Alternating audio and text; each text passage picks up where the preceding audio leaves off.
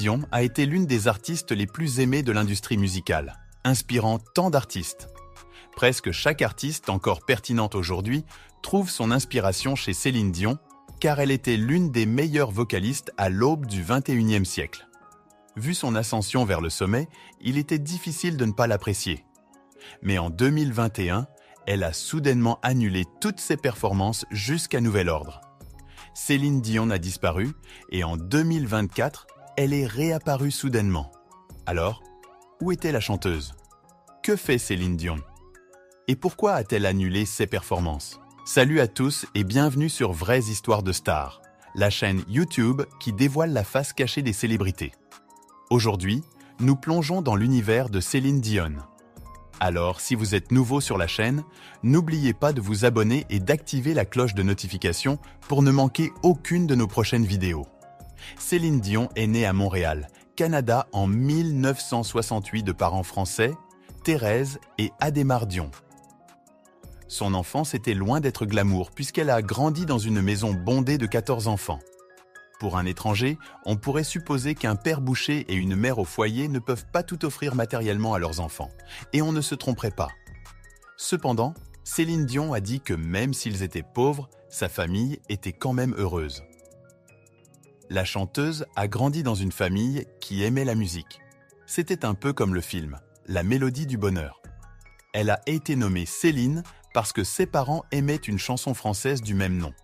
Grandir dans la pauvreté signifiait que Céline Dion ne pouvait pas déployer ses ailes autant qu'elle en avait besoin pour booster sa carrière, car son rêve était de devenir une interprète.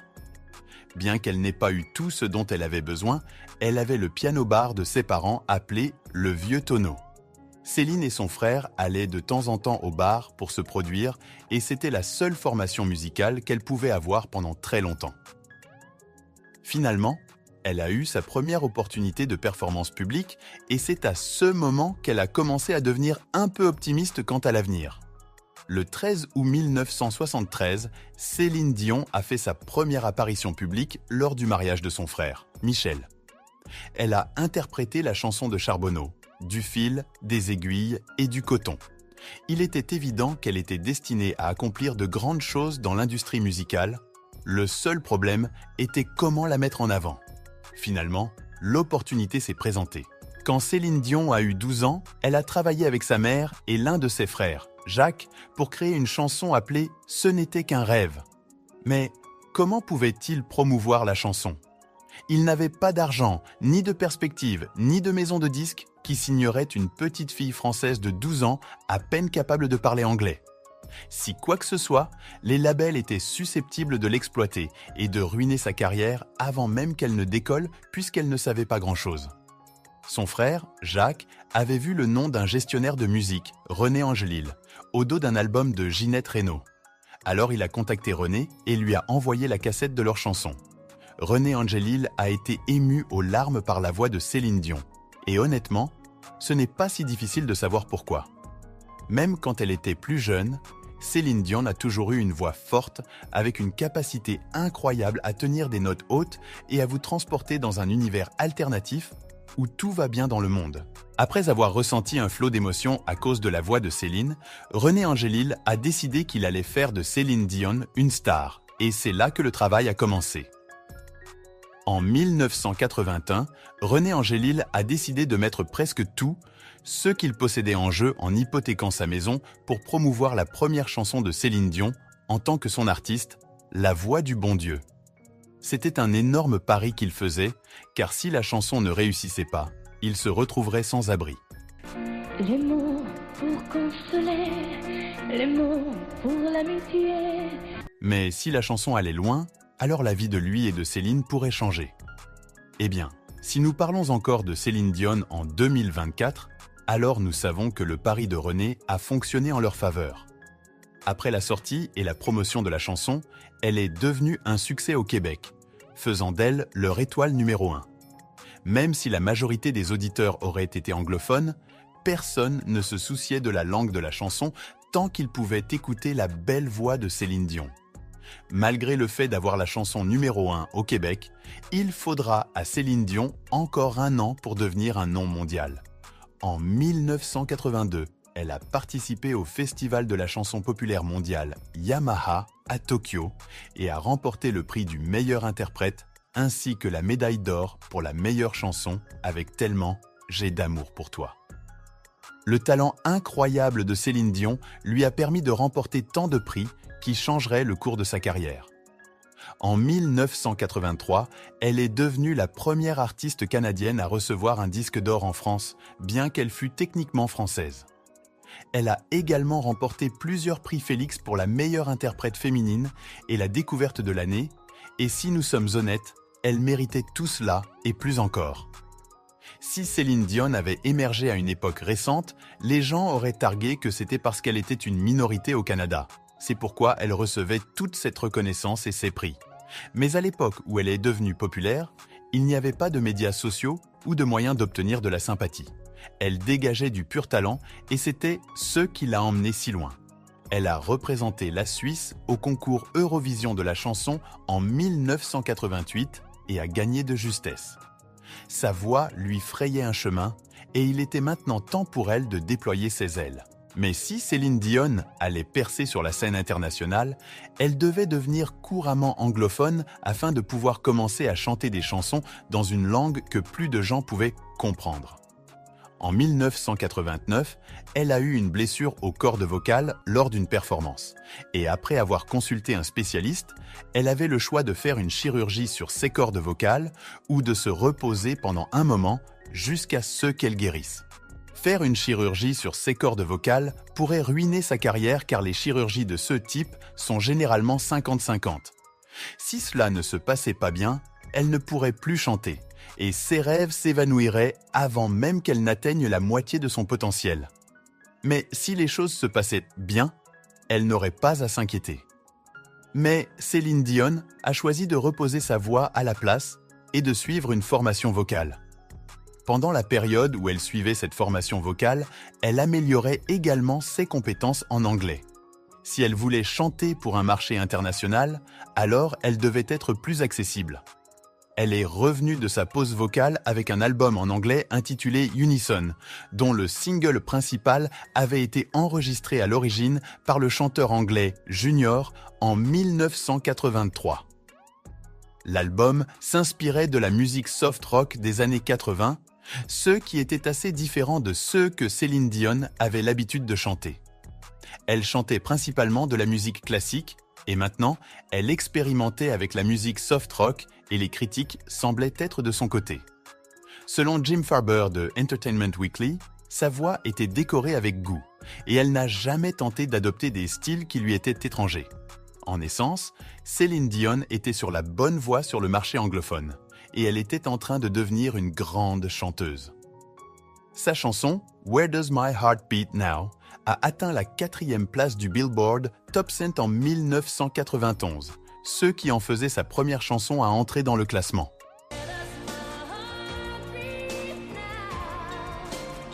Être dans le Top 100 du Billboard était une grande reconnaissance. Mais sa véritable reconnaissance internationale est venue lorsqu'elle a chanté en duo avec Peabo Bryson dans le film d'animation de Disney, La Belle et la Bête. La chanson est devenue son premier hit dans le top 10 au Royaume-Uni et son deuxième hit dans le top 10 aux États-Unis. Cependant, la vie de Céline Dion a bientôt commencé à connaître le deuil et cela allait altérer sa vie pendant longtemps. Le 30 novembre 2003, le père de Céline Dion est décédé alors qu'elle était sous contrat pour 3 ans. 600 spectacles dans une extravagance de divertissement. A New Day. C'était un spectacle où elle devait se produire 5 nuits par semaine, et bien que le coût des billets soit élevé, chaque spectacle se vendait. Le déménagement est une décision commerciale risquée, mais comment gagner de l'argent si vous ne prenez pas de risques ? Mais revenons à la mort de son père. Après le décès du père de la chanteuse, elle a annulé 2 spectacles à Las Vegas pour pouvoir assister aux funérailles et être avec sa famille. La cause de sa mort n'a jamais été divulguée, et tout ce que la famille a dit, c'est qu'il est mort dans son sommeil. Quelques jours après les funérailles, Céline Dion a dû être sur son meilleur comportement, se produisant sur scène et gagnant son argent. Lorsque vous êtes un artiste, vous n'avez pas vraiment le temps de traiter les choses car le temps passe vite et vous avez des contrats à honorer. C'était probablement à ce moment-là que Céline Dion a réalisé qu'être une artiste n'était pas tout rose, car il y aurait des moments où elle devrait sacrifier du temps en famille pour un concert, et cela a dû la briser. Alors que la chanteuse surmontait toute la douleur et le chagrin, son mari, René Angélil, tomba malade et elle dut reporter toutes ses performances jusqu'à nouvel ordre en 2014. Elle voulait passer du temps à s'occuper de son mari après qu'une tumeur cancéreuse ait été retirée de son corps en 2013. Lorsqu'elle pensait que les choses s'amélioraient, elle décida de revenir à la musique en 2015, et elle le fit. Mais cela ne dura que le temps le plus court, car elle fut frappée par une nouvelle vague de chagrin en 2016. Le 14 janvier 2016, René Angélil fut déclaré mort.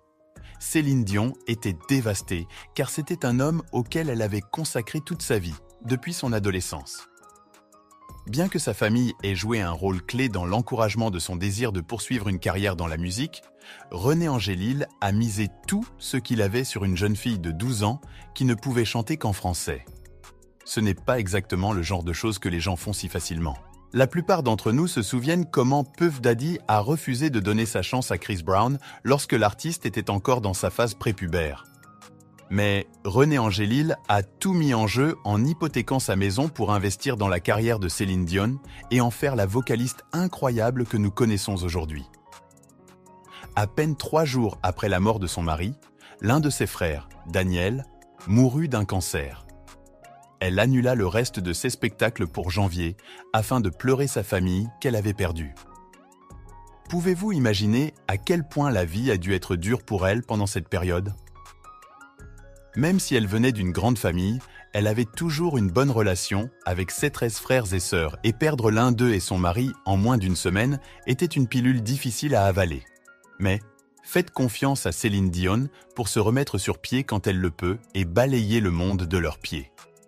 En février 2016, elle reprit ses performances et son premier concert fut complet avec des critiques élogieuses. Elle a également reçu un Billboard Icon Award pour 30 ans dans l'industrie de la musique, ce qui n'est pas un exploit facile à réaliser. La plupart des chanteurs arrêtent de se produire après moins de 30 ans et se concentrent sur le lancement d'un label ou la diversification dans d'autres entreprises, comme Rihanna. Mais Céline Dion faisait tout son possible pour offrir des performances stellaires et montrer au monde que rien ne pouvait la retenir. Lorsqu'il semblait que les choses ne pouvaient pas être pires qu'elles ne l'étaient déjà, sa mère mourut en 2020 à l'âge de 92 ans. Sa mère, affectueusement appelée Maman Dion, était une personnalité de la télévision canadienne, et les gens aimaient la relation qu'elle avait avec sa fille. Maman Dion était malade avant sa mort et sa famille savait qu'ils allaient la perdre bientôt.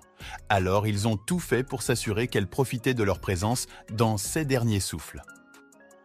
2 jours avant le décès de Maman Dion, les infirmières qui s'occupaient d'elle ont appelé Céline Dion pour lui dire que sa mère approchait de ses derniers jours. La chanteuse a dû réorganiser son emploi du temps de performance pour pouvoir être au chevet de sa mère. Selon l'hommage que la chanteuse a écrit pour sa mère, elle était sûre que sa mère voulait qu'elle et ses frères et sœurs soient à son chevet et passent du temps en famille ensemble. Maman Dion a vu sa plus jeune fille passer d'une fille avec des rêves à une femme qui secouait le monde avec son talent impeccable. Ses enfants l'ont rendue fière de son vivant et c'est une vie bien dépensée. Nous espérons que son âme continue de reposer en paix. 1 an après la mort de sa mère, en 2021, Céline Dion a annulé sa résidence à Las Vegas, citant des problèmes de santé comme raison. Les fans attendaient avec impatience ses performances, et le fait qu'elle annule les a rendus un peu tristes, mais sa santé était la priorité. Comme d'habitude, les fans étaient curieux de savoir ce qui n'allait pas exactement chez Céline Dion, car après avoir annulé ses spectacles, elle a en quelque sorte disparu. Finalement, en 2022, elle a annoncé son diagnostic qui était le syndrome de la personne raide et comment cela affectait ses muscles vocaux. Alors, faisons un petit cours de médecine.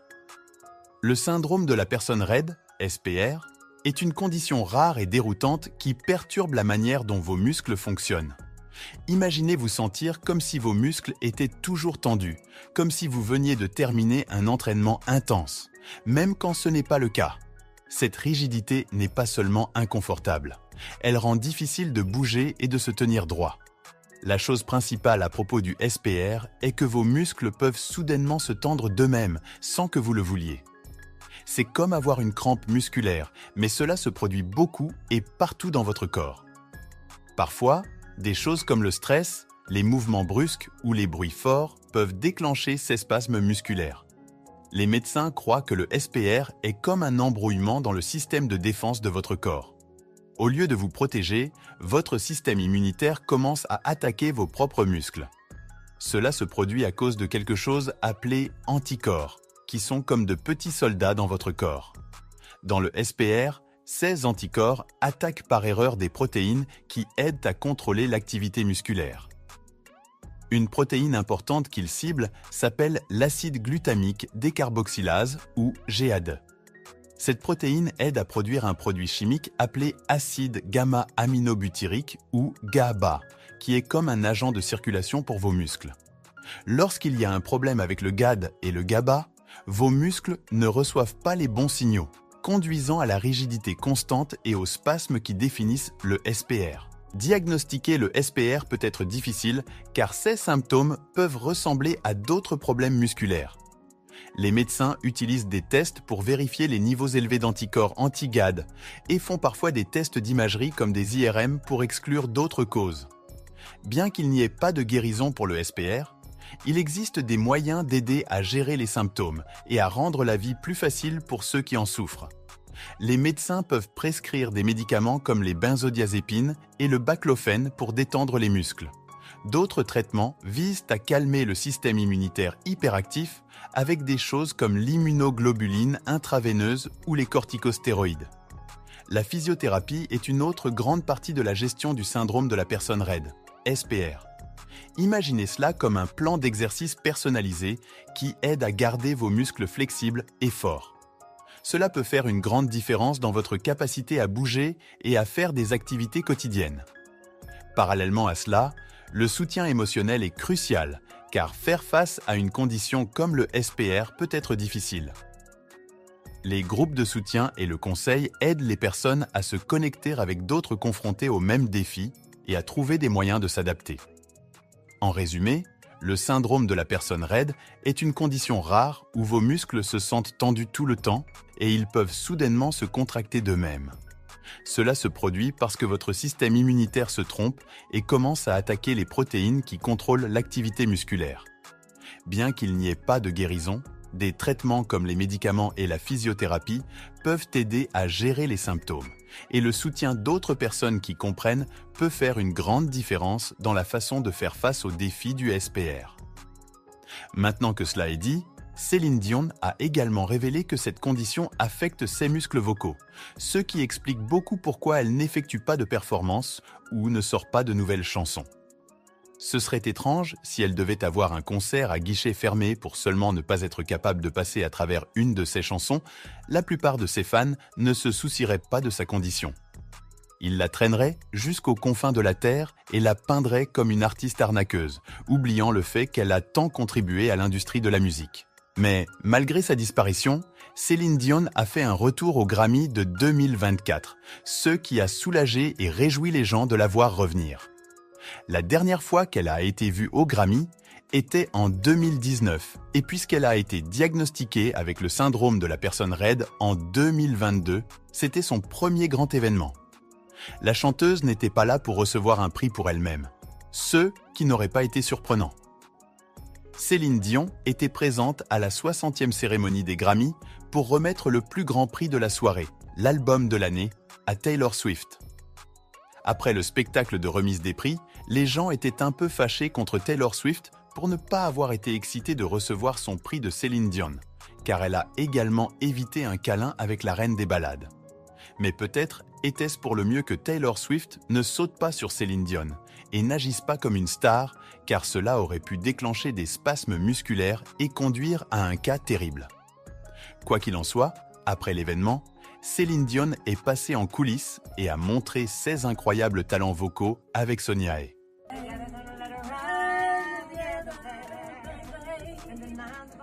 Céline Dion pourrait être diminuée à cause de sa santé, mais sa voix est toujours aussi belle que jamais. Un initié a révélé que la chanteuse prévoit de s'intégrer lentement à nouveau dans l'industrie de la musique et de prendre un événement à la fois. Nous lui souhaitons le meilleur et espérons qu'elle se rétablisse rapidement car nous avons tous besoin de nouvelles musiques de Céline, n'est-ce pas ?